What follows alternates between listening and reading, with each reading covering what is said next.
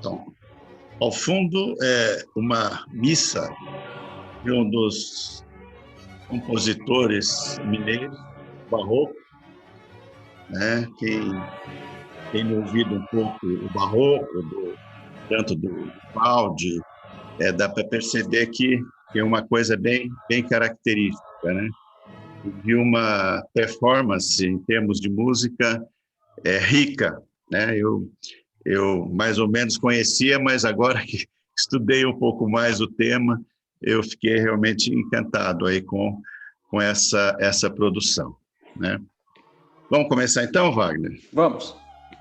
Tá. Então pode passar para outra, né? Uhum. Dá para tirar essa janelinha aqui? A janela, você está falando? Não, essa onde está. This meeting is being recorded. Ué, está aparecendo isso? Para mim está. Para você está também? Não. É só clicar aqui sim. Não. Não está, não, Wagner. Acho que é só eu. Acho que, eu não sei, acho que você vai ter que ver se você consegue tirar aí, Eli. Clica aí. Para mim apareceu, eu pus que sim e pronto. Não, mas não tem sim, tem continue ou leave? Continue. Ok. Olha, é o seguinte, depois da belíssima apresentação que a nossa colega e amiga Ana fez sobre o barroco, com aquelas imagens todas lindas, né? Me facilitou um pouco a vida, porque, na realidade, aí, o barroco é isso mesmo, né? Essa profusão de imagens, de pictórico e tal, e a música também reflete um pouco isso, né? Só para em história a gente sempre tem que falar de datação, né? Começou ali e terminou ali, né? E contextualizar em que meio, né? Vamos dizer, essa cultura se desenvolveu. Então, música barroca é toda música ocidental relacionada à época cultural de mesmo nome na Europa, que vai desse período aí, mais ou menos, na Europa, de 1600 a 1750. Né? Então, desde que começa com o surgimento da ópera, com Monteverdi, né? Foi o precursor da ópera, e vai até a morte do Bach, Johann Sebastian Bach, em 1750. Aí depois começa estilos mais, vamos dizer, mais avançados e tal, e como se dá em toda a história, sempre uma crítica ao anterior que vem, e aí colocando novos parâmetros de cultura, de música, de estilos, etc. Mas o barroco chega à colônia brasileira quase um século mais tarde, já no 700, né? Então, claro, né? Imagina, no século XVII, a colônia estava aqui longe lá da cultura europeia, então, até rebater aqui, vamos dizer, esses movimentos todos, isso demorava mesmo. E não tinha condições. Se a gente pensar que em 1600, do que era a colônia brasileira, né, não tinha condições, vamos dizer, de ter uma sociedade, vamos dizer, sofisticada do ponto de vista cultural. O que é permitido depois, com a descoberta do ouro, né, e vamos dizer, a grande expansão, vamos dizer, econômica daquelas cidades mineiras, né? Então, Brasil, 1700, então quase um século depois, começa-se. E não é só Minas, né? A gente tem várias outras capitais, tanto o Rio de Janeiro, um pouco, não muito, mas Salvador especialmente, né? E outras cidades também brasileiras cultivaram a arte do barroco, né? Ok, Wagner?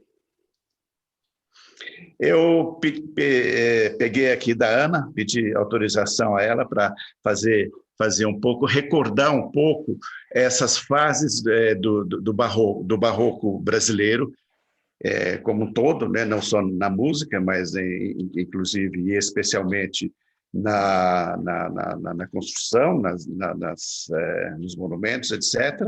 Então, temos uma primeira fase, que é o estilo nacional português, que vai efetivamente de 1700 a 1730. Então, as características que a Ana nos apresentou, tem aqui esses 2 slides, é exatamente isso, quer dizer, focar no altar-mor e é dali que se começa, né? com essas características todas aqui.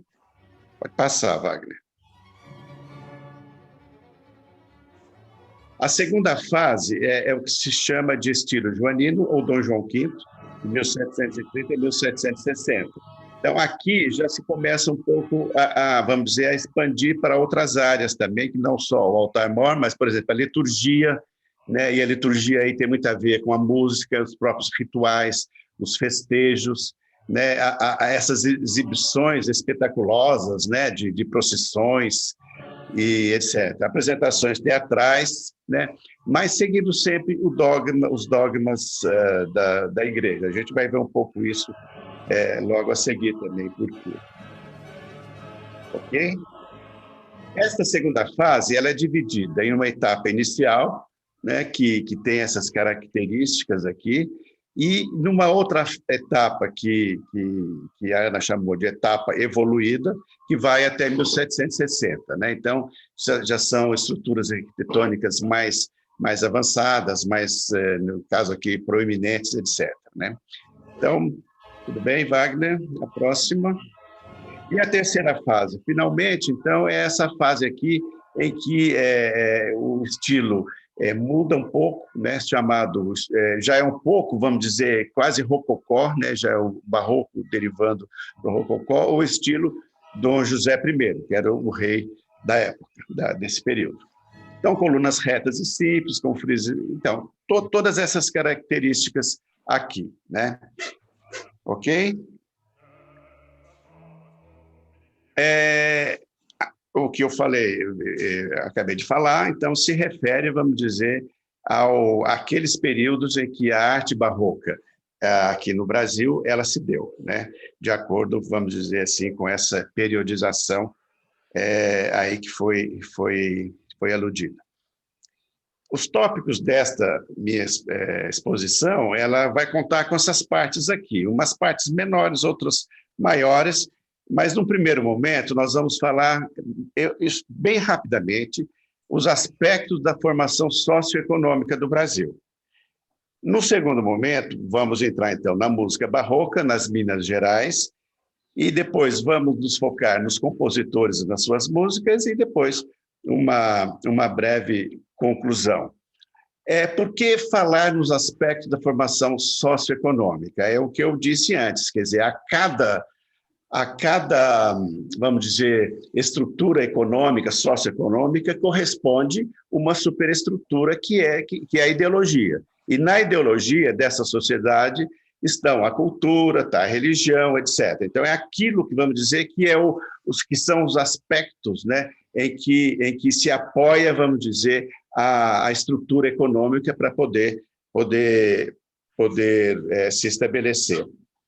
Então, por isso, nós vamos falar um pouco rapidamente sobre recordar essa parte aqui, desses aspectos, dessa formação do Brasil. Né?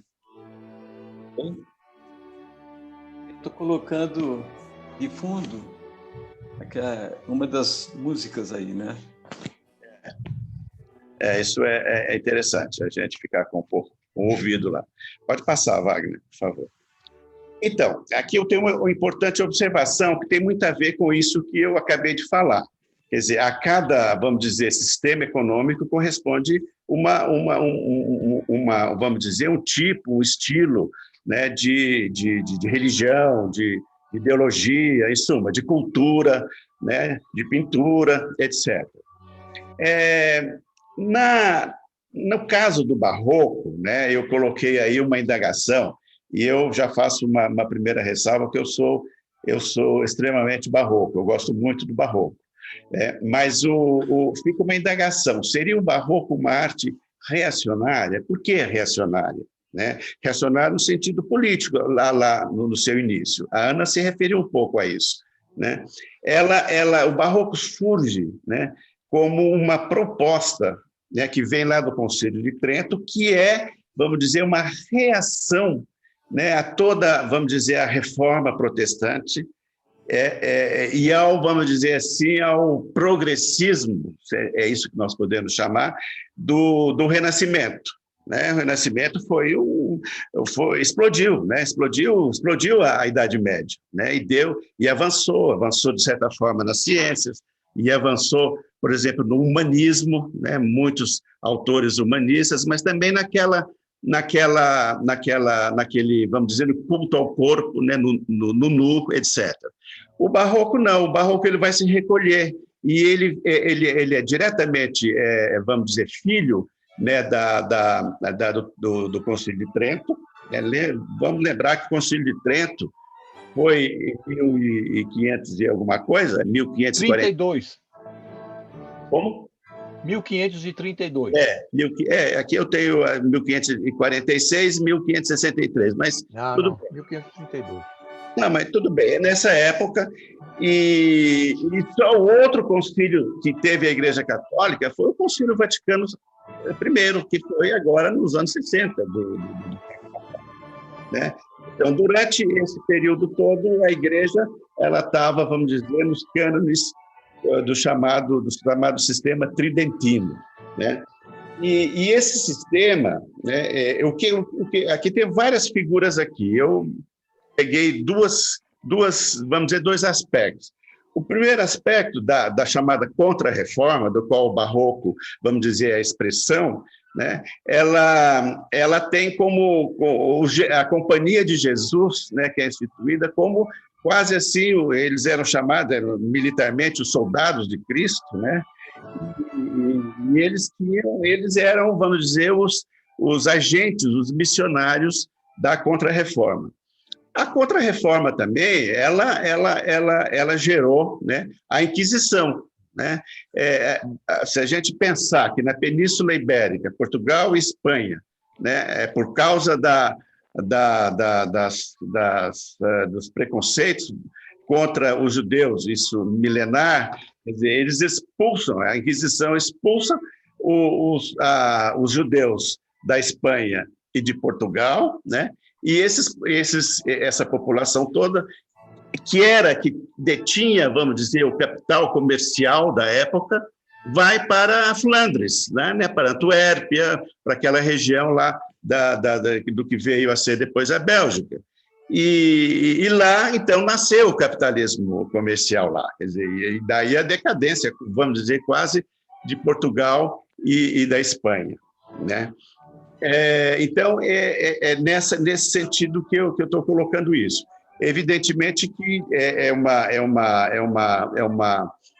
indagação minha, né? Mas que tem, vamos dizer, uma evidência histórica, né? Basta a gente lembrar um livro, né, do Max Weber, que ele diz, que ele relata a ética protestante e o espírito do capitalismo. Quer dizer, o capitalismo era o progressista na época, né? Não era a Inquisição. A Inquisição, se ela fosse, digamos, mais inteligente, ela não expulsaria as pessoas, os judeus que tinham capital, para fora, quer dizer, empobreceu. Mas aí é só uma discussão rápida. Vamos passar, eu estou me alongando um pouco, eu vou passar bem rápido. Então, os aspectos dessa primeira parte da formação socioeconômica do Brasil. Vamos lá, Wagner. É clássico na história da formação da história econômica do Brasil que a divisão em ciclos, né?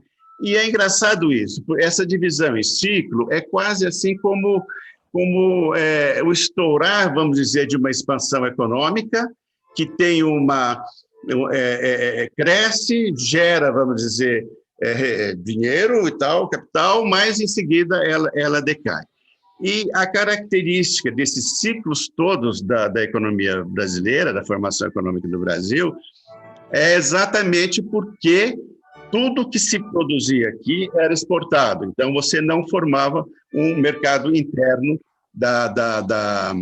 com essas atividades. Então, o ciclo do pau-brasil, que durou algumas décadas, não muito, né, foi uma atividade extremamente extrativa na extensão litorânea do nosso território, rudimentar em termos de tecnologia, e está na origem da predação da Mata Atlântica, né? A utilização de mão de obra indígena e a exportação da madeira, né? Aí acho que tem, né, uma figura da madeira aí, né? Aqui. Depois, em seguida, né, aí começa efetivamente, vamos dizer, a colonização propriamente dita. Então, é o ciclo da cana-de-açúcar. Então, se estabelece aqui, né, a produção de um produto, de uma mercadoria que era extremamente demandada na Europa na época, extremamente, vamos dizer, rica em termos de indústria, mas que nada, vamos dizer, quase ficou aqui. Tudo era para a exportação, né? Então, é uma atividade fixa e, vamos dizer, tecnologicamente avançada para a época. Portugal, ele teve a experiência de plantar isso lá nas ilhas da Madeira e tal, aquelas ilhas deles lá, e então ele adquiriu essa experiência e essa tecnologia. O sistema era o sistema de plantation. O que significa isso? Significa que eram grandes extensões de terra. Claro, a cana-de-açúcar, né, hoje a gente vê, quando a gente passa aí no interior, como ela vai pegando, vamos dizer, as terras todas, né? É de grande extensão. Mas só para fazer um paralelo, o sistema de plantation, e aí vai uma diferença entre a nossa colonização e a colonização vamos dizer, das colônias do norte da América, né, que aqui nós tivemos, primeiro, produção para exportação, produção em grandes plantações, em grandes extensões de terra, né, que, ao mesmo tempo que ela se deteriorava, você tinha uma imensidão de terra, você passava por outra terra e aquela terra ficava, vamos dizer, estragada. E a mão de obra escrava. Ao contrário, nas colônias do norte da América, a população que veio para lá era uma população de europeus, britânicos, né, Irlanda também, e perseguidos, ora pelas guerras religiosas, ora pela própria fome, né, e vamos dizer, a qualidade de vida que eles tinham, a péssima qualidade de vida, e vinham para as colônias em pequenas propriedades, né? Em pequenas propriedades, então, começou-se a gerar um mercado interno, eles não exportavam. Então, a partir do momento que o ciclo da cana-de-açúcar no Brasil, que os holandeses invadem, depois eles são expulsos, eles adquiriram a tecnologia da produção da cana-de-açúcar e foram para as Antilhas. E nas Antilhas, eles fizeram concorrência com o açúcar da colônia brasileira. E daí, então, começou uma certa decadência.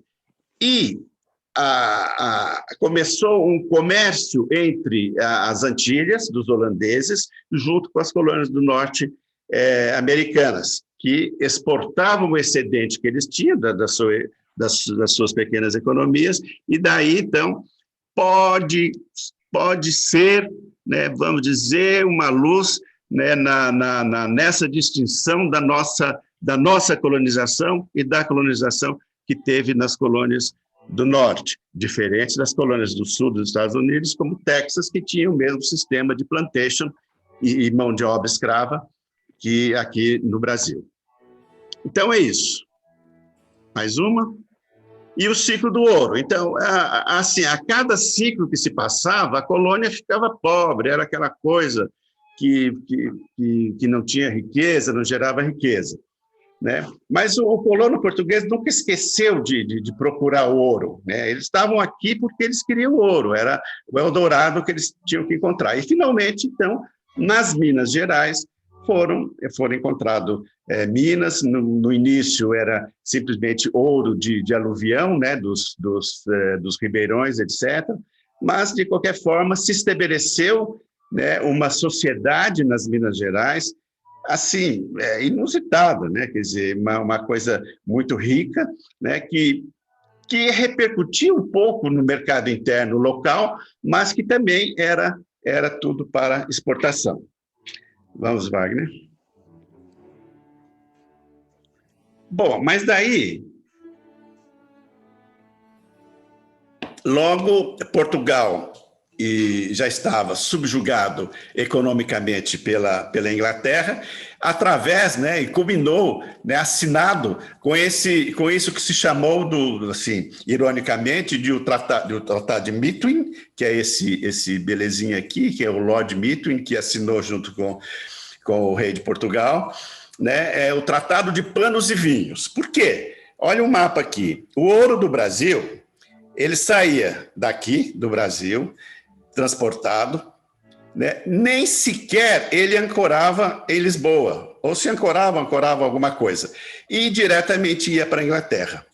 Por quê? Porque a Inglaterra tinha feito, através desse tratado, e Portugal exportava vinhos para a Inglaterra e a Inglaterra exportava manufaturados para eles, ou seja, matou a incipiente, ou se tivesse, indústria portuguesa, e, consequentemente, era proibido nós termos qualquer indústria aqui também no Brasil. Então, eu achei esse mapinha aqui excelente. Eu sabia, eu sei dessa história, mas ele, como está aqui, ele está muito, muito interessante. Vamos lá?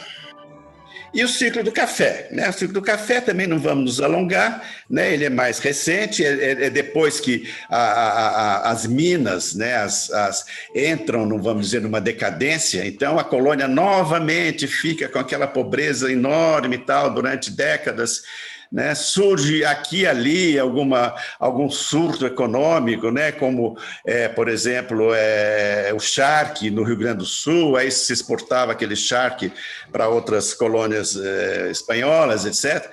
E é isso só, quer dizer, não tinha um mercado interno. Então, o ciclo do café, sim, veio formar vamos dizer, uma aristocracia grande, né? Que eram os barões do café, né? Vamos lá?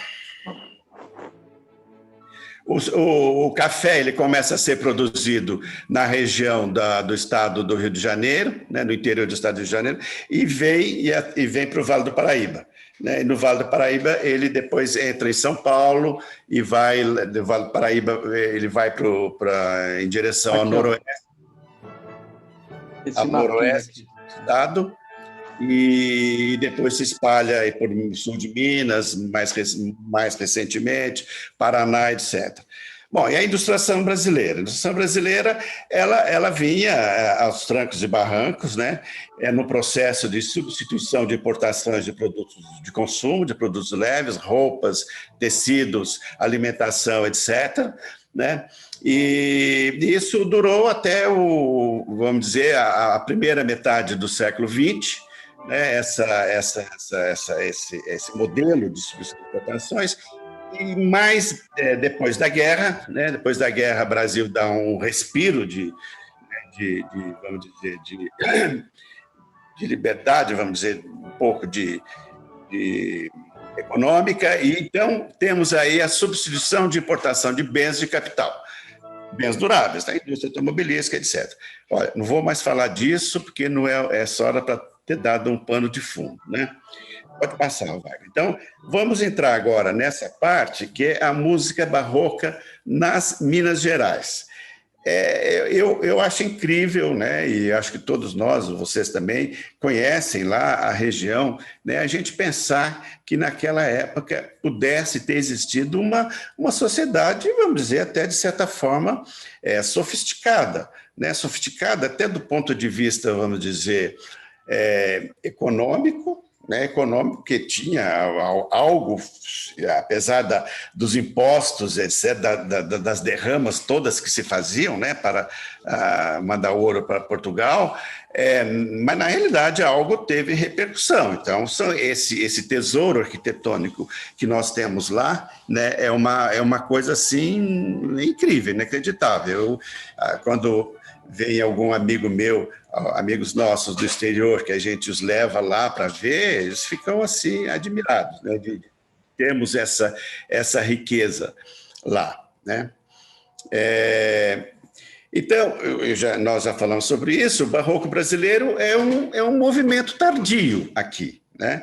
E já na Europa já estava encaminhando para outro estilo, etc., e aqui nós estamos iniciando, né? E o desenvolvimento da atividade musical em Minas Gerais ocorreu paralelamente à construção dos primeiros arraiais e de suas capelas. Isso é interessante, porque eu me lembro que a Ana também disse isso, né? Quer dizer, a consolidação daquelas cidades, eles foram através dessas pequenas, vamos dizer, dessas pequenas construções, né? De arraiais e pessoas que foram. Já antes, né, antes da descoberta efetiva do ouro, né, nós tivemos, através do movimento das bandeiras, né, dos bandeirantes, né, a incursão, né, para o interior, né, seja em direção ao estado de Goiás, né, aliás, Goiás, né, para quem conhece lá, também tem lá algumas regiões que participaram desse período do ciclo do ouro, e especialmente para as Minas Gerais. Uma vez eu escutei uma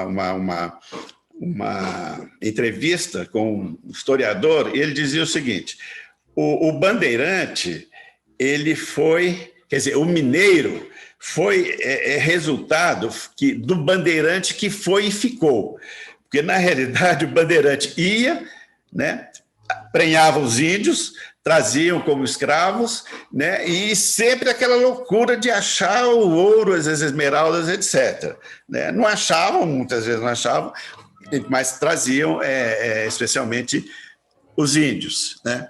Então, o mineiro foi o que foi e se estabeleceu nas Minas Gerais. E aí se dizia o seguinte: por que o mineiro é tão diplomata, de conversar, né, de resolver as coisas na conversa, né, na negociação? E aí ele dizia o seguinte: é porque ele foi o bandeirante que ficou e ele tinha que negociar a permanência dele lá com as outras tribos indígenas todas. Então, daí nasceu vamos dizer, esse mito, né, do mineiro negociador, né, o bom negociante, vamos dizer. Mas o gosto pela música, né, já vinha dos portugueses, né? E aqui até é interessante, né? Conhecedores do canto-chão. O que é o canto-chão? O canto-chão é o canto gregoriano, que é o canto plano, né? Que é monocórdio, etc., né? E as capelas reais e a ópera representavam também para o português uma verdadeira bíblia para proporcionar-lhes infindas emoções estéticas, né? Então existia um certo gosto, né, por isso. Ok, Wagner. Quem eram esses músicos, esses primeiros músicos que começaram a aparecer lá nas Gerais, nas Minas Gerais? Eram tocadores de flageolé ou de oboé, que acompanhavam aquele enxame, né, humano que ia em direção às Minas Gerais, quando se deu, vamos dizer, a consigna de que se tinha descoberto ouro. Eram homens livres, mas a maioria eram homens escravos, né? Escravos, então, tinham seus senhores juntos. E foram por esses músicos, desde o início espalhados nas comarcas, né, que se gerou um provérbio que se diz, isso aqui, é claro, eu recolhi aí do que eu li, né, da literatura que eu li, que mineiro sabe duas coisas muito bem, que é o solfejo e o latim. O solfejo por causa da música e o latim por causa do canto-chão, né? A frequência, né, às igrejas, a religião, aos rituais, era muito, vamos dizer, muito presente, né? E nisso, vamos dizer, o barroco ele atraiu, né? Atraiu nesse sentido. Se o objetivo dele era trazer essas pessoas para a igreja novamente, ele conseguiu, de certa forma. Pode passar. Mas como que se estuda? Quais são, vamos dizer, as evidências que lá, nessas cidades de Ouro Preto, de Mariana, de Tiradentes, e especialmente de Diamantina, né, existia esse, vamos dizer, esse fervor musical, né? Então, há dois documentos importantes nesse período que nos fornecem abundante informação sobre essa atividade. Um é o livro Triunfo Eucarístico, tem até aqui, eu não sei se essa edição é a edição lá do começo, mas, em suma, está aqui o frontispício dele. Então, o livro é o Triunfo Eucarístico, escrito por Simão Ferreira Machado e publicado em Lisboa em 1734. Esse livro, ele descreve a trasladação do Santíssimo Sacramento, né, da hóstia, né, de uma igreja, de uma capela, agora não me lembro mais qual era, mas para a capela que iria ser a matriz, que é essa aqui, a matriz de Nossa Senhora do Pilar de Ouro Preto. Então, foi um grande festejo, acredito que tenha durado vários dias, né? E que se teve muitas, vamos dizer, muitas manifestações artísticas, desde dança de escravos, né? Aí surge o lundu, que a gente vai depois ver, essas procissões todas, né? Então, isso é relatado, né, que tinha tido muitos concertos, muitas músicas nas igrejas, muitas missas solenes, muitos te-deums, etc. Ok? O outro livro se chama Áureo Trono Episcopal, que foi, vamos dizer, a sagração dessa belezinha aqui, de bispo aqui, esse que tem a figura dele aqui, que foi o Dom Frei Manuel da Cruz, que foi o primeiro bispo que veio lá para Vila Rica como primeiro bispo. Então, também, novamente, um grande festejo, né, e grandes manifestações de músicas, até teatro, óperas, etc., né? E, então, são os festejos organizados em sua honra, né? E constitui também de música profana, né? Serenatas, concertos, etc. Ok, Wagner? A característica desse músico que surge em Minas, né? Ele tem uma independência, né? Como a demanda pelos serviços musicais ele começou a crescer muito, seja através das igrejas, seja através das irmandades, que eram associações religiosas, vamos dizer que era a sociedade civil religiosa que era organizada fora da igreja, mas que pertencia a determinadas igrejas, né? E inclusive, essas irmandades, elas eram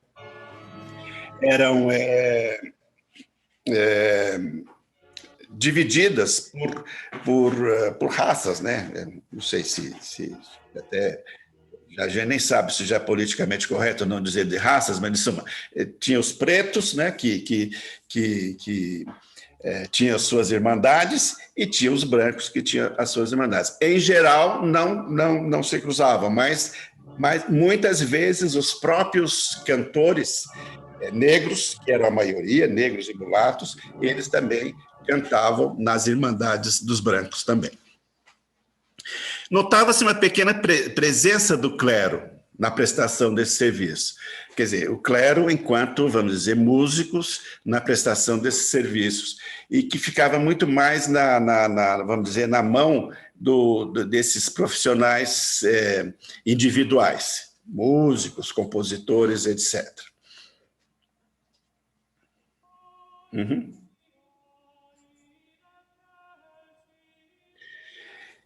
Aqui eu encontrei essa expressão, né, nessas coisas que eu li tudo aí, que se chama mulatismo musical, ou seja, a predominância, né, de homens pretos e mulatos como prestadores de serviços musicais. A maioria deles eram homens pretos e mulatos, às vezes até os próprios religiosos, né?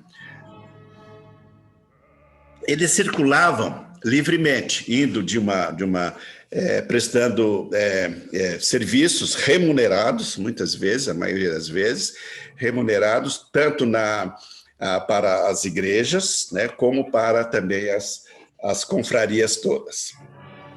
A música estava nas mãos, então, dos mulatos, que dominavam sua arte, executando-a com perfeição. E há depoimentos dessa perfeição. Wagner? Fala. Acho que eu caí. Oi.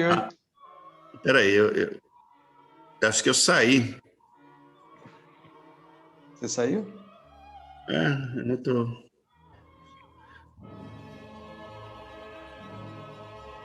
Tá, voltei. Aham. Pode passar, Wagner, por favor.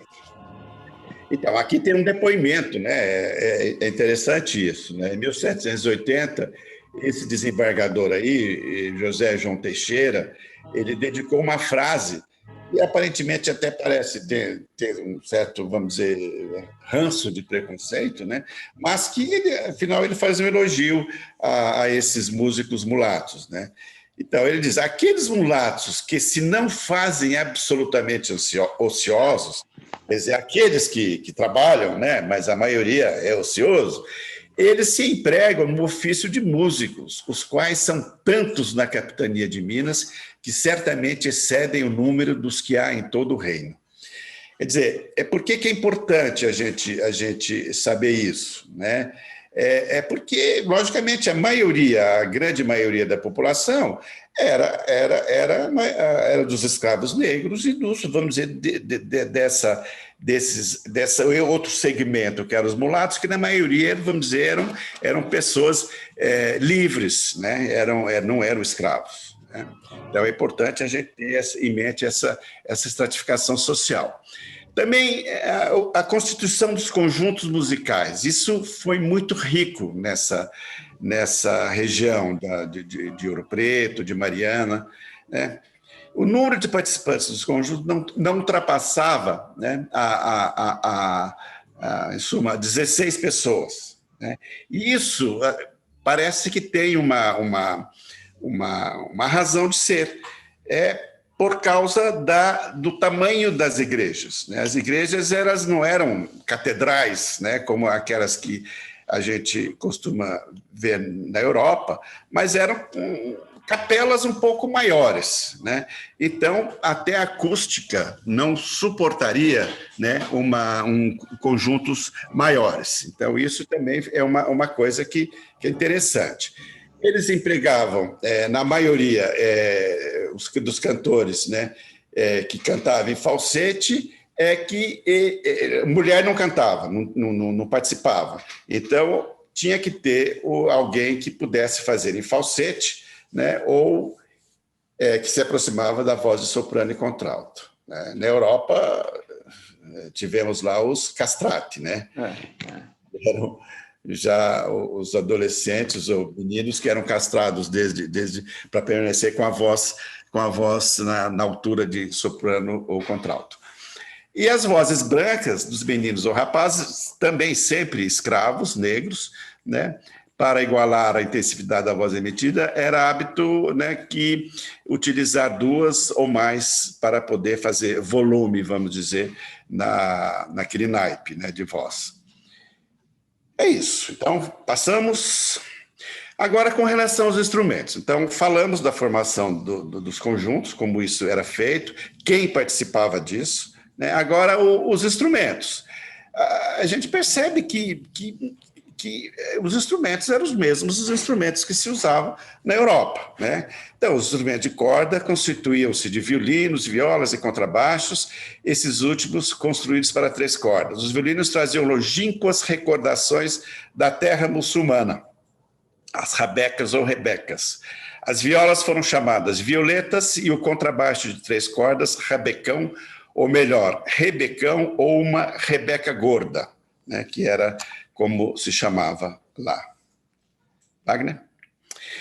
Outros instrumentos de sopro, em especial as trompas, clarins, flautas, oboés, chamados buês ou boês, clarinetes e fagotes. Então, a gente percebe que, vamos dizer, o estilo de música, ele seguia, né, vamos dizer, não sei se é isso, mas os tratados, vamos dizer, entre aspas, da boa música, né, da boa música. Então, era... Os órgãos também eram órgãos existentes em Minas, logicamente que não eram em grande número, né, mas tinha um problema, os órgãos, porque os órgãos eles eram trazidos da Europa e a madeira da qual vinha era a madeira europeia, e aqui era uma madeira muito fraca, né, que era infestada de insetos das nossas regiões aqui, né? E aí, mesmo assim, eles começaram a iniciar a construção também desses instrumentos, né? E aí, propriamente, a música vocal, né, vamos dizer. Então, era muito canto-chão, né?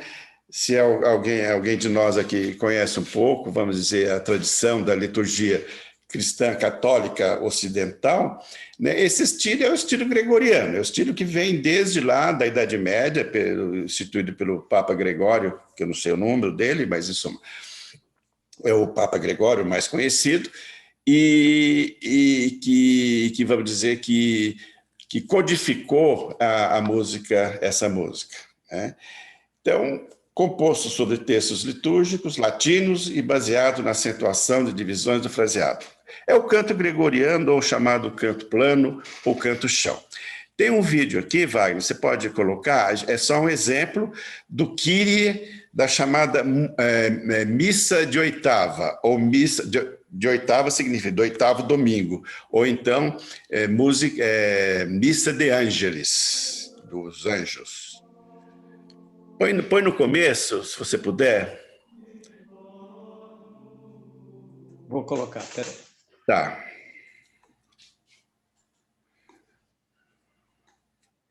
Pequena falha. Falha técnica. Oh, my God. Peraí. Atrapalhei aqui.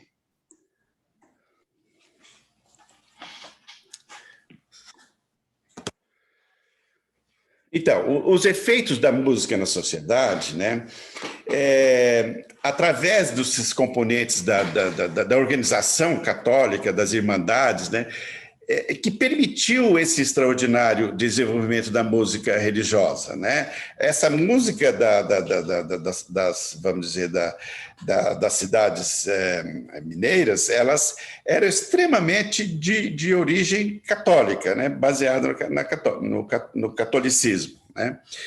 E elas representavam, aqui vamos dizer, a constatação do estudioso que falou sobre isso, que as características sonoras dessa música representaram um dos elementos preponderantes para que o mineiro fosse às cerimônias. Quer dizer, ele estava muito, vamos dizer, dirigido para aquele som que tinha.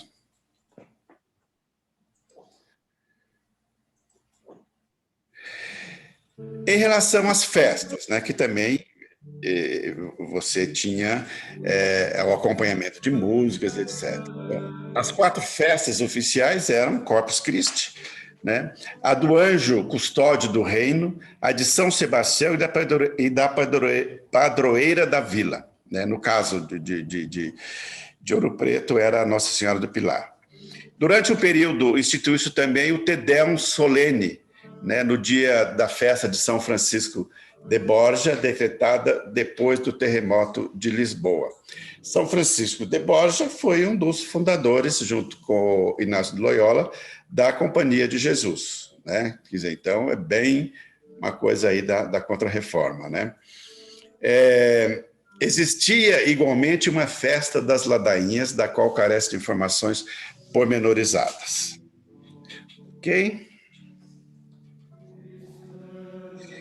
Enriquecimento dos músicos. Aqui eu vou passar rapidamente aqui, mas só para dizer o seguinte, que esses músicos, né, e não nos esqueçamos que era um segmento mulato, né, eles se destacavam pela sua posição social e profissional de respeito. Por quê? Porque eles eram extremamente, vamos dizer, capacitados e eficazes na produção da sua música.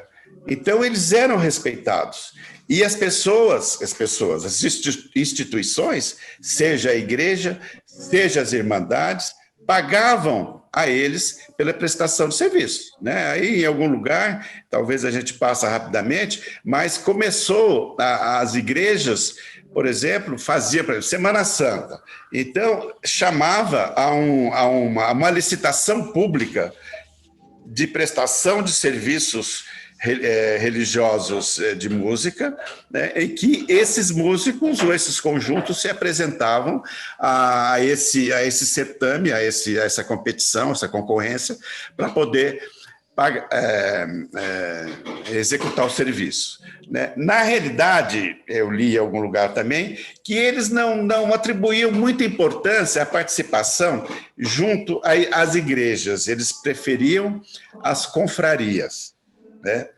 Até porque as confrarias pagavam mais rapidamente do que... preferiam isso do que ao governo, quer dizer, ao governador-geral, o Senado, né, que seria talvez a Câmara dos Vereadores local. Né? Então, eles preferiam negociar e trabalhar junto com as irmandades. Mas alguns se enriqueceram, né, com a música, o que é um negócio inédito, né?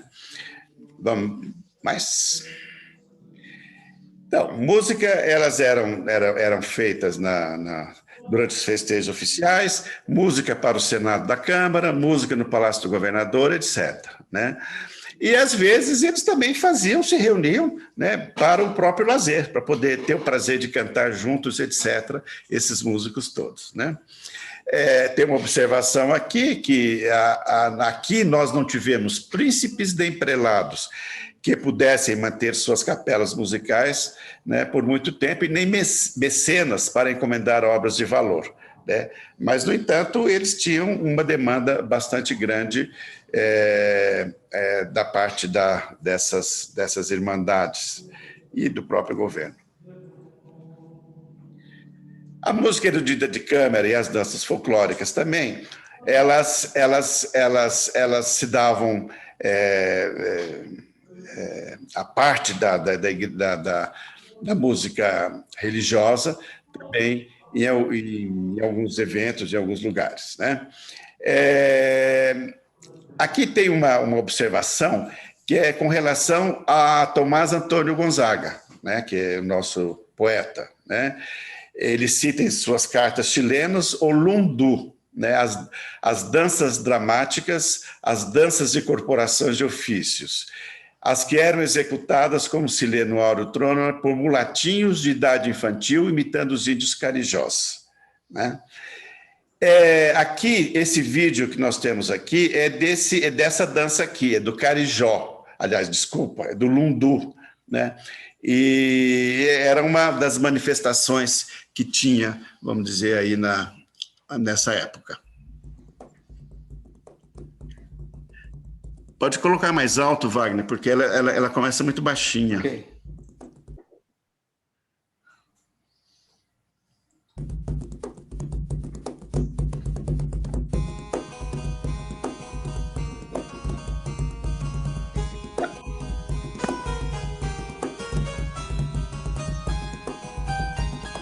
Aqui é uma figura, ela é fixa, mas ela representa, vamos dizer, aí uma roda de lundu, assim que chamar, né?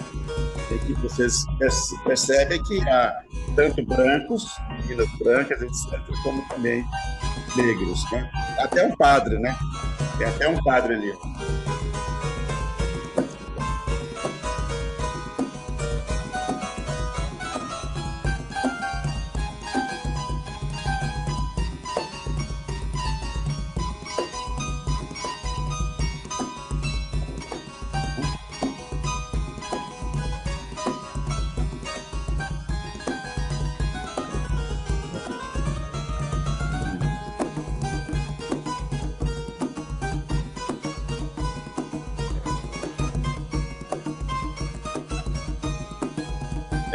Tudo bem, Wagner. Agora continuamos, então.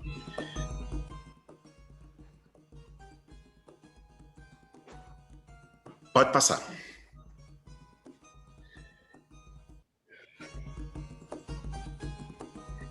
Aqui tem duas críticas aqui, né? Uma do Tomás Antônio Gonzaga, nas suas cartas chilenas, que ele afirma que os 3 mais belos dramas... aqui está a nossa figura aqui, não consigo ler aqui. Que estavam repetidas em boca de mulatos. Impressão... Então, essa foi uma crítica, vamos dizer, que o Tomás Antônio Gonzaga fez. A mim me parece uma crítica assim, bem forte, né? Em contrapartida, o Saint-Hilaire, que foi um viajante da época, um francês viajante da época, ele diz o seguinte: a música convinha tanto à santidade do lugar quanto à solenidade da festa, e foi executada com perfeição. Vários cantores possuíam voz encantadora, e duvido que em qualquer cidade do norte da França, de população semelhante, se executasse uma missa em música tão bem quanto esta. Quer dizer, é interessante isso, quer dizer, é o reconhecimento de alguém, né, que realmente diz, olha, aqui os músicos eram muito bons. A Jo, a minha mulher, agora me disse o seguinte: você precisa dizer onde que esses músicos se formaram, ou se formavam. Eu não sei essa resposta, né? Não sei realmente. A gente vai ver quando a gente chegar lá no padre, vamos dizer, no compositor mais famoso brasileiro da época, né? Segundo alguns, tem 3 grandes, né? Primeiro é ele, padre José Maurício, o segundo é o Carlos Gomes, o outro é o Heitor Villa-Lobos. Não sei. Eu gosto muito do padre José Maurício também, mas não sei se ele é tão assim. Mas, de qualquer forma, o padre José Maurício, ele nunca saiu do Rio de Janeiro. E a produção musical dele é enorme. E não faz nada a perder das composições dos compositores europeus da época. Quer dizer, que influência ele teve? A gente não sabe muito bem. Parece que a pesquisa histórica ainda não chegou a uma conclusão. Ao que parece, esses músicos todos eram um pouco autodidatas. Pode passar, Wagner. Então, agora chegamos finalmente na parte 3, que são os compositores e suas músicas, né? Aqui tem algumas réplicas aqui, né, de partituras aqui da época. Pode passar. A técnica contemporânea, então, não era de modo algum desconhecida dos compositores mineiros. Como eles conheceram, como eles estudaram, eu não tenho essa resposta, não vi em lugar nenhum dessas coisas que eu li. É muito provável que alguns conhecessem primeiro Mozart e depois, do mesmo modo, Pergolesi ou Vivaldi, que, vamos dizer, são aí os grandes do estilo barroco. Os papéis de música enviados diretamente de Lisboa a Minas Gerais, né, representavam seguramente obras de diversos períodos e países, né, não tinha um único país. Né. Salienta-se, sem dúvidas, em todas as obras mineiras, uma manifestação da influência do instrumentalismo italiano, mas que também, na época, estava influenciando o próprio Mozart também, né? Pode passar. Aí entramos, eu selecionei 3 compositores, né, que são vamos dizer, os mais conhecidos. 2 deles de Minas Gerais e o terceiro, que é o padre José Maurício, do Rio de Janeiro, né, mas que também faz parte aí vamos dizer, da música barroca. O maior de todos os compositores mineiros foi, indiscutivelmente, José Joaquim Emérico Lobo de Mesquita. Né? Não se sabe onde ele nasceu, né? Mas parece que foi lá em Diamantina e não foi em Ouro Preto. José Joaquim figurou na Irmandade das Mercês dos Crioulos em 1788, o que sugere sua condição de homem preto. Né? Vamos lá? Sua missa grande, ou sua missa número 2, né? E o seu Te Deum e ofício dos defuntos, Domenica Palmorum, o Domingo de Ramos, né? E outras obras já restauradas, como sua antífona de Nossa Senhora, elevam-no à categoria de gênio. Não são minhas palavras, são palavras que eu pensei desses autores que eu li agora, ou li alguma coisa. É bonita, eu acho, gosto muito, né, da música, né?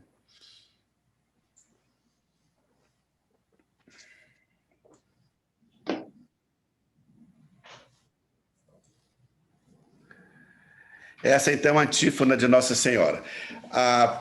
Percebem as imagens, que elas são muito bonitas, do Sebastião Salgado.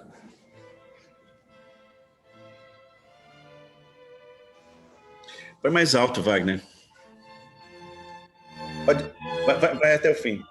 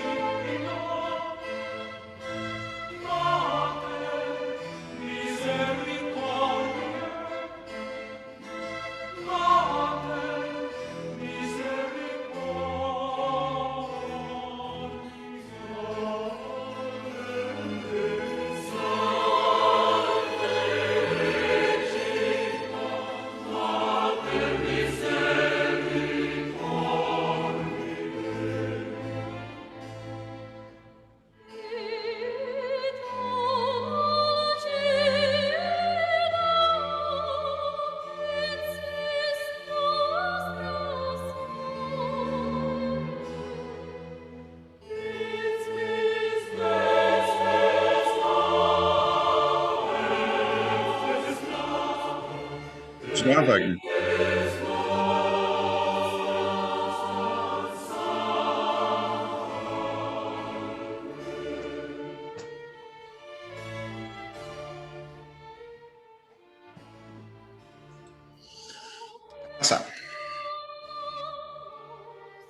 O outro compositor que eu peguei para a gente escutar um pouco do que ele produziu é esse Francisco Gomes da Rocha, né? Ele nasceu em Ouro Preto, na Vila Rica, em 1745, e morreu no Rio em 1808.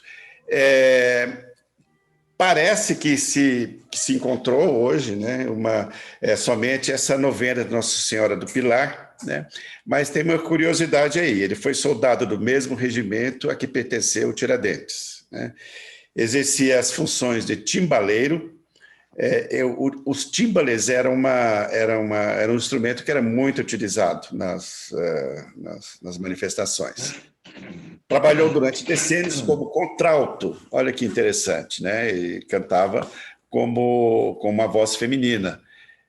O contralto ele equivale à altura, né, da voz masculina de barítono de barítono, né?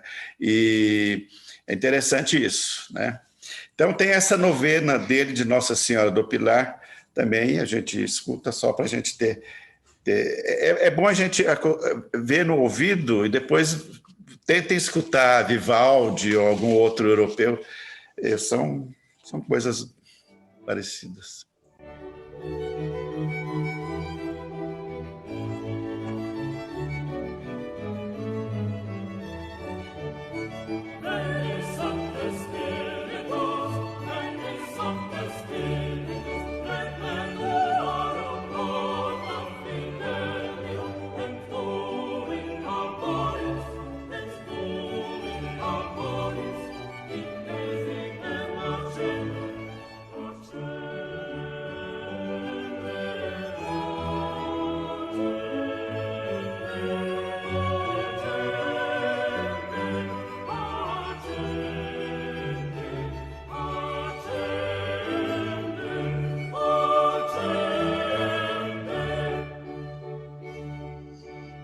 Continua, Wagner.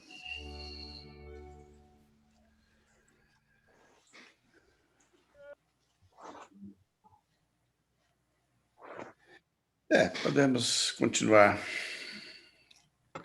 Esse Francisco Gomes da Rocha, ele pertenceu a várias irmandades de mulatos, né? E foi sepultado na matriz em Ouro Preto. O grande problema das músicas, quando eu conversei com a Ana, né, no começo da semana, a gente comentou isso, né, Ana? No caso, por exemplo, da arte barroca com relação vamos dizer, a construção civil, ou as igrejas, em suma, elas permanecem, elas estão lá.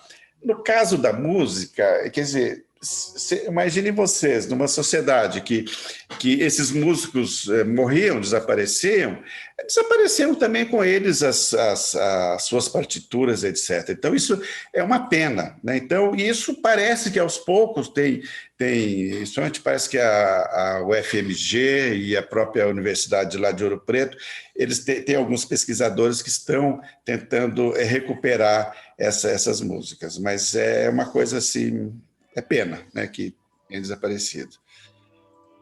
Ok. E, finalmente, o padre José Maurício Nunes Garcia. Embora ele não tivesse nunca ido a Minas Gerais, né, aí eu vou fazer depois, ali, das coisas que eu li, alguns questionamentos com relação a ele, né? Como que uma pessoa como ele, né, que a sua mãe foi escrava, né? Ele nasceu de uma mãe escrava com o pai branco português, né? E como que ele se formou, como que ele conseguiu ter esse refinamento na música que ele tem, né? Essa é uma coisa que precisaria ser pesquisada, isso, né? E se a gente tomar em conta que isso daqui se passou há 2 séculos, 3 séculos atrás, no máximo, né? Quer dizer, puxa vida, o Brasil precisa ter um pouco de vergonha e de realmente começar a pesquisar a sua música, né? Aí o rapaz está falando aí sobre ele. Multi-instrumentista, compositor, maestro e professor de música.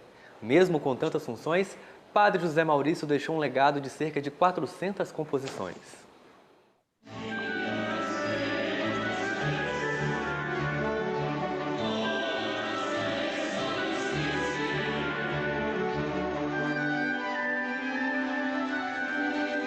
O Padre José Maurício, ele também é uma figura que merece toda a nossa atenção pela sua história, pelo que ele representou em termos musicais, no contexto musical luso-brasileiro, aí principalmente no final do século XVIII e início do século XIX. Né? Nós temos, então, um padre negro que passa, pela sua competência artística, acaba por se apresentar a um concurso para ser mestre de capela no Rio de Janeiro, e a partir daí ele consegue atingir um cargo que normalmente era proibido para os negros. Então, ele também, assim como a Lapinha, ele consegue se inserir numa sociedade extremamente hierarquizada, né? Uma sociedade de elite, e se destacar.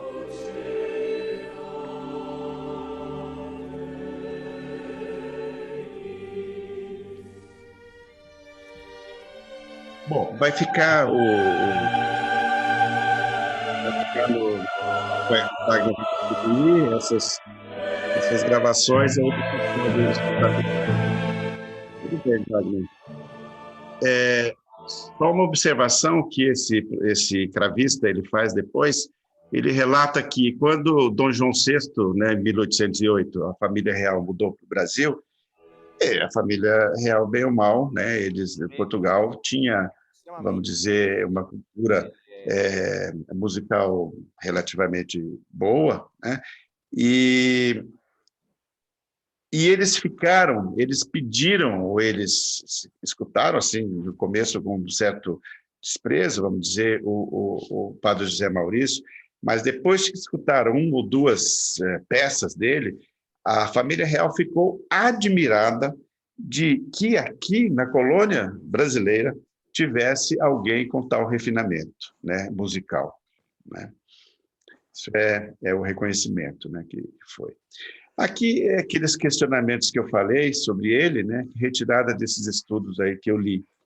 Né, o grande talento do José Maurício e sua grande produção musical se apresenta como fenômeno isolado, um fenômeno de superação pessoal, individual dele, sem grandes exemplos em seu redor. Quer dizer, veja o que era a capital, né, da colônia, Rio de Janeiro, naquela época, né?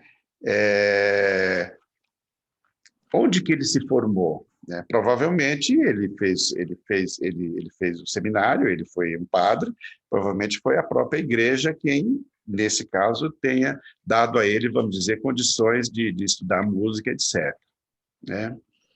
Mas foram apenas os grandes gênios europeus seus patronos, né, a sua inspiração, ou teria sido contagiado pelo prodigioso movimento musical mineiro? Essa frase aqui que acho que é importante, né? Quer dizer, as comunicações elas eram muito lentas, logicamente, né? Os transportes, etc. Mas, de qualquer forma, havia contatos entre essas colônias e, vamos dizer, a parte litorânea do Brasil. Então, provavelmente, isso tem que ser estudado, ele também sofreu influência desse movimento musical das Minas Gerais, né? Aí tem os fugatos dramáticos que encontramos em José Joaquim Emérico Lobo de Mesquita e mais tarde em João de Deus Castro Lobo, né? Esse compositor morreu aos 33 anos, acho que um pouco mais, segundo uma datação que eu vi, em Mariana, representaram uma técnica e uma modalidade mineira que serviu de paradigma aos fugatos do José Maurício. Quer dizer, em que medida o movimento musical das Minas Gerais influenciou José Maurício, né?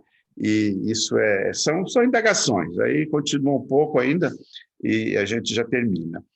Segundo estudos, permanecem dúvidas. Tratar-se-ia apenas de uma aceitação de ambas as partes, quer dizer, tanto dos mineiros como do José Maurício, da técnica ensinada pelos tratados de música. Quer dizer, quem conhece um pouco de música sabe que, às vezes, um perfeito pianista, né? Ele toca eximiamente o instrumento, ele toca simplesmente com técnica, ele não, muitas vezes, sem a expressão, sem o sentimento. Isso é comum. Eu conheci uma pianista que era extremamente exímia, mas tocava sem alma, né? Então, um pouco isso aqui que tá dizendo, né? Era simplesmente eles pegavam aqueles tratados de música e estudavam, ou não, né? Aí fala das comunicações entre essas cidades, né, e mesmo com a América Espanhola. Na ausência de uma investigação retrospectiva, a história da música brasileira coloca o padre José Maurício exercendo sua atividade musical litorânea numa região pobre de informação, indicando-o como o primeiro dentre os grandes compositores brasileiros, seguido por Carlos Gomes e Heitor Villa-Lobos. Uma revisão da história musical poderia explicar melhor a evolução solitária do padre músico. Vocês imaginam a discriminação que ele deve ter sofrido, porque negro, quando falou de superação individual, era nesse sentido, né? Mas ele foi vamos dizer, um vencedor, né, na sua arte, né? Aqui, o último vídeo, é a Missa de Santa Cecília. Eu gosto muito dessa missa, do padre José Maurício Nunes Garcia, né? Uma música que foi recuperada também, né? E, se não me engano, essa aqui é uma gravação de 1959.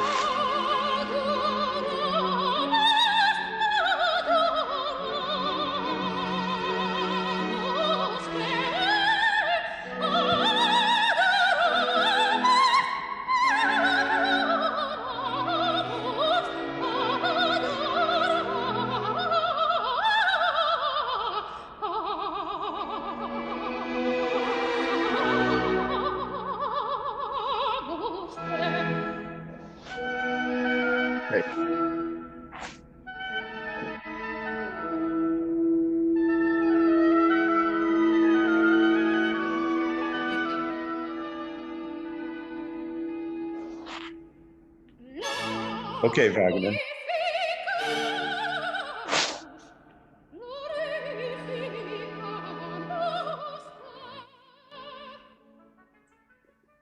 Ok. Bom, aqui chegamos ao final, então, e eu me deparei com essa grande frase, esse conjunto de frases do Sérgio Buarque de Holanda, né, que é um dos clássicos, né, da história, analista da história da formação da sociedade brasileira. Ele diz o seguinte: vimos que circunstâncias especiais permitiram em curiosas... Está faltando para mim, eu não consigo ler, deixa eu ver. Eu posso ler. Leia, por favor. Vimos que circunstâncias especiais permitiram e curiosas reciprocidades um excepcional desenvolvimento da música erudita. Sabemos também, para concluir, que movimentos artísticos, como os de Minas Gerais, não poderão repetir-se. A música, até agora restaurada e apresentada em memoráveis concertos, tanto na Europa como na América, representa apenas um apagado vestígio de um imenso tesouro para sempre perdido. Isso lembra o destino do garimpeiro, por cujas mãos calosas correram fortunas, mas que retém, ao término da exaustiva jornada, alguns diamantes de extraordinário fulgor. Resta-nos, pois, com os documentos existentes, a convicção de que existiu, ao mesmo tempo humilde e gloriosa, inseparável das demais manifestações artísticas, uma escola de compositores da Capitania Geral das Minas Gerais. Sérgio Buarque de Holanda. Eu acho isso fecha, vamos dizer assim, e dá, vamos dizer, o valor a essa, ele está chamando aqui, de escola de compositores da Capitania das Minas Gerais. Muito bem, era isso. Eu espero que eu não tenha decepcionado ninguém e que a expectativa tenha sido boa. Eu acho que foi muito legal. Foi muito ótimo. Bom, muito bom.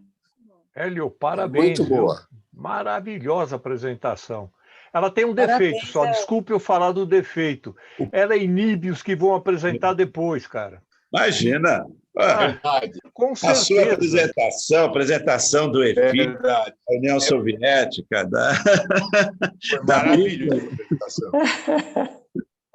Parabéns. Muito boa. Tá bom. Muito bom. Hélio, muito bom. Legal. Foi maravilhoso, viu? Maravilhoso, adorei muito. Agradeço muito de você ter até utilizado algumas colocações minhas ali. Eu fiquei, assim, bastante contente, viu? De ter ajudado de alguma forma ali também. E, para mim, o que eu aprendi aqui com você é muito, muito valioso para mim.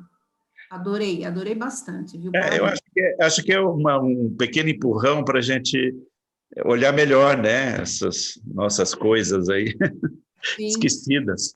Né? É verdade, as coisas que se perdem. O Brasil é muito rico em cultura, e realmente, de alguma forma, ele é deixado de lado. A gente sempre pensa mais em coisas europeias, né? Em coisas do exterior, mas aqui tem coisas fabulosas mesmo. Tem sim, verdade. Parabéns. Muito legal. Muito bom, excelente mesmo. Obrigado. Hélio, eu queria só fazer uma observação. Sim. O triunfo do Barroco na Europa aconteceu entre 1600 e 1750. Sim. E você falou com acerto de que aqui chegou com um século de atraso. É claro que existem várias versões por que desse atraso, né? Os portugueses, na verdade, não trouxeram grandes artistas para o Brasil.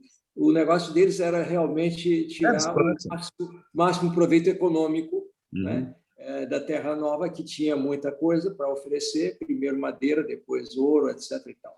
Bom, de qualquer forma, no que se refere à Península Ibérica, nós vimos um programa na BBC sobre o Filipe IV, né?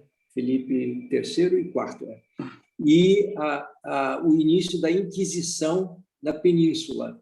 É muito interessante o programa da BBC, porque desvela documentos incríveis de como a Inquisição, na verdade, foi um movimento de censura. Eles pegavam livros, inclusive sagrados, escritos com caligrafia e tudo, rasuravam passagens que não queriam que os fiéis lessem. Ou seja, era um regime bruto, bruto, bruto. E riscavam no livro com tinta passagens ou recortavam no livro, coisa que normalmente nenhum bibliotecário permitiria fazer, por mais que o livro não coaduasse com, vamos dizer, o dogma da época. Mas, de qualquer maneira, tem 2 quadros que eles mostram, a BBC mostra, do julgamento dos autos da fé, em praça pública, e mostram os 2 condenados já amarrados no poste, prontinhos para virar churrasco. Então, o que a BBC revela é que esses documentos estão todos lá, em vários museus e em vários palácios, né? Palácios tinham bibliotecas enormes. O Escorial tinha uma biblioteca fenomenal. E mostra que o Barroco, na verdade, é, dessa época, um pouco depois, na consolidação do poder absoluto. E denota pela monumentalidade da escala. Por exemplo, algumas igrejas, os cavaleiros entravam com cavalo e tudo. Tinha portões gigantescas. E isso mostra, vamos dizer, como se investia muito nessa questão toda da autoridade, né? A autoridade do rei, a autoridade da igreja e o dinheiro todo que ia para isso. Agora, o fim do grande Império Espanhol, na verdade, é triste, porque tem passagens em que eu já li passagens muito interessantes das viagens do padre Antônio Vieira para Antuérpia e para Amsterdã, para convencer os líderes judeus para retornarem a Portugal, coisa que eles negaram fazer, evidentemente. Depois do tratamento recebido, não era de interesse. Foi uma... eu acho que se pode comparar, se é que se compara,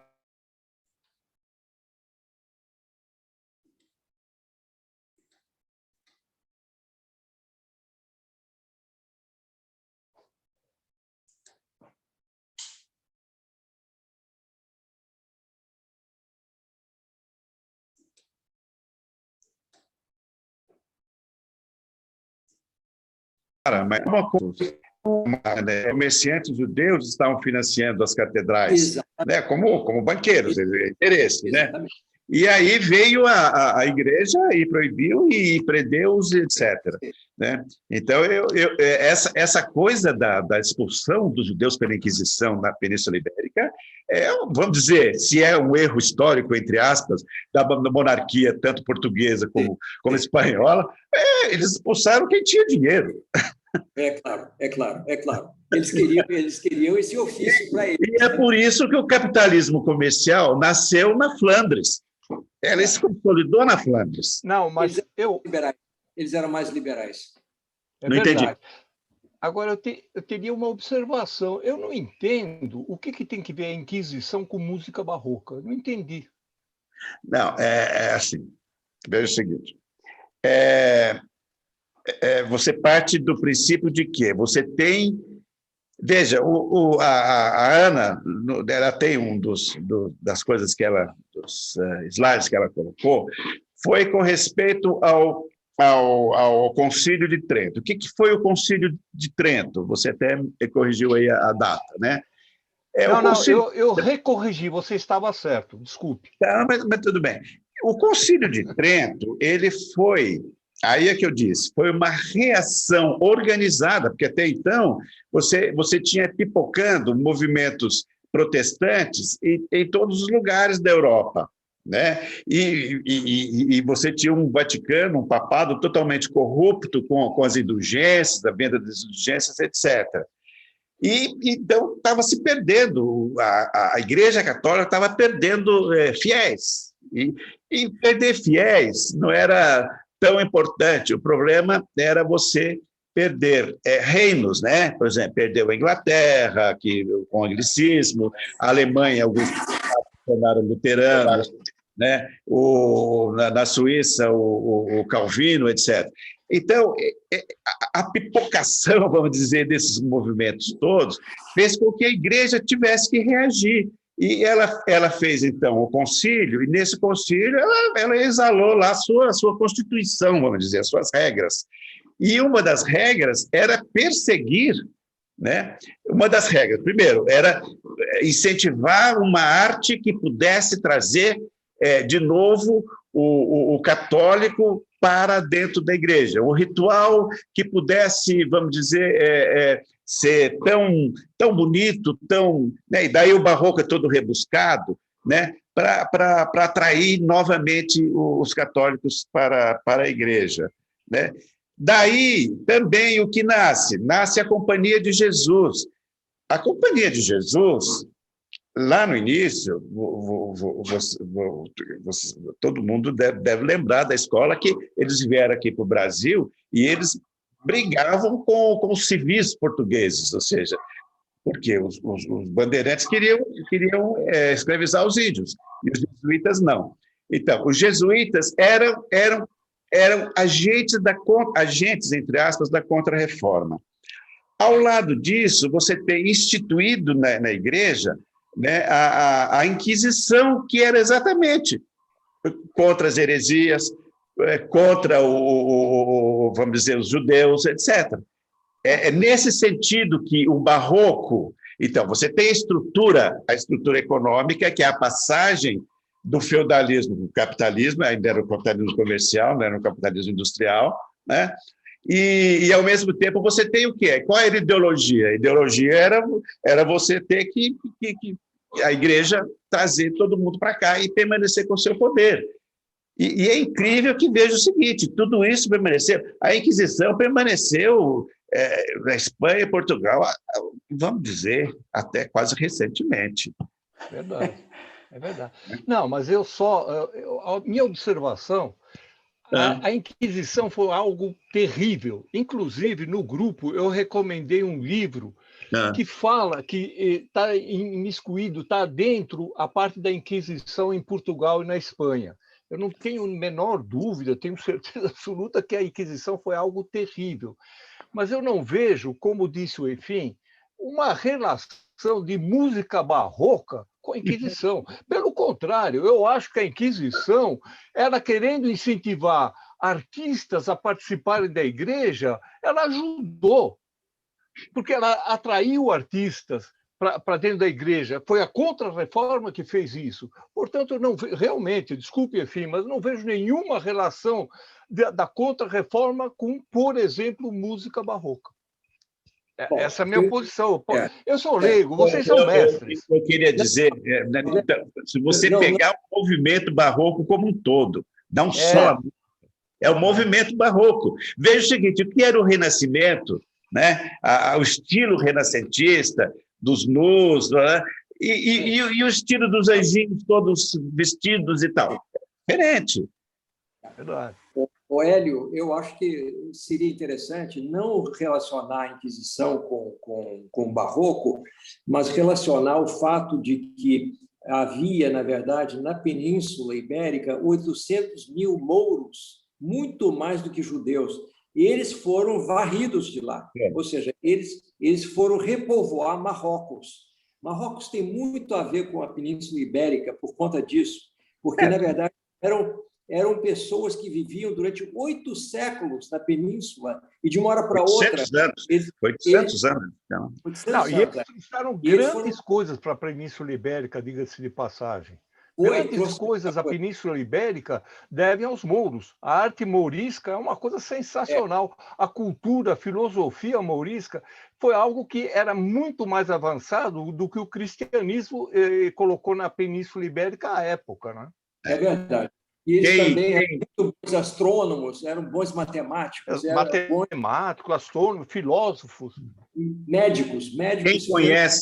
Quem conhece a Mesquita de Córdoba percebe, eu fiquei impactado quando estive lá, muito tempo atrás, Quer dizer, você vai entrando na mesquita, que acho que é a segunda maior, acho que tem Santa Sofia, depois é ela, não sei. Mas você vai entrando, tem aqueles arcos todos moriscos, aquelas pinturas e tal.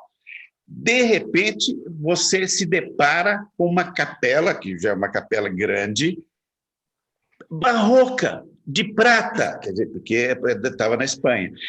Toda, é uma coisa impactante. Ou seja, quer dizer, o que vocês estão falando, que os mouros estavam lá há 800 anos, quando os cristãos conseguem recuperar a Andaluzia, toda aquela parte lá, porque eles foram sendo empurrados, né, para o Marrocos, para o Gibraltar, etc.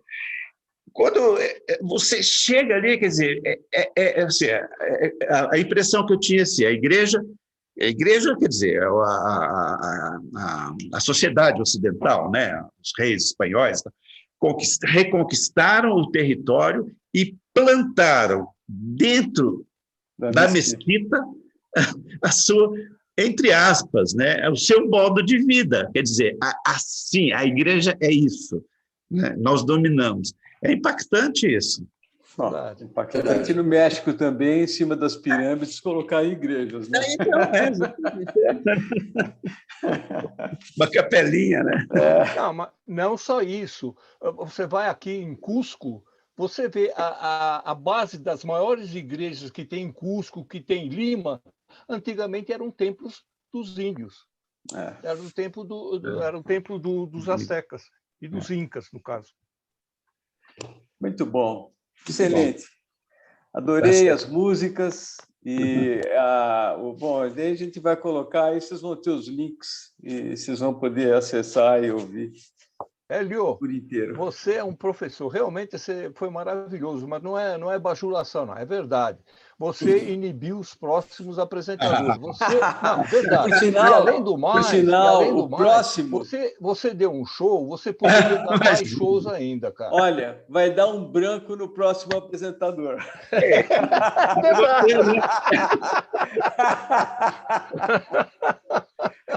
E é o Roberto, o próximo apresentador. Eu já estou me preparando, né, cara? É isso aí. Tá bom. Valeu. Parabéns. Ótimo. Parabéns. A próxima apresentação. O negócio assim é que a gente passa, né, de um estilo, igual a gente estava com a mídia semana passada, aquela coisa bem clean, de repente passa para outro, né? Mas assim que vale a pena. Muito bom, muito bom. Excelente. A próxima apresentação é Eu, um Branco. É o Roberto que vai fazer. Eu não sei por quê, me deu um branco, mas eu vou fazer aqui segunda-feira. Tá bom, pessoal. Ok. Um abraço. Foi fácil. Tchau, boa noite. Foi ótimo. Tchau, excelente. Obrigado. Parabéns mais uma vez. Foi muito Até a semana que vem. Tchau. Tchau. Tchau, boa noite. Muito obrigada. Tchau, Wagner. Tchau. Valeu, Hélio. Muito bom. Tchau, Arthur. Você está sem som.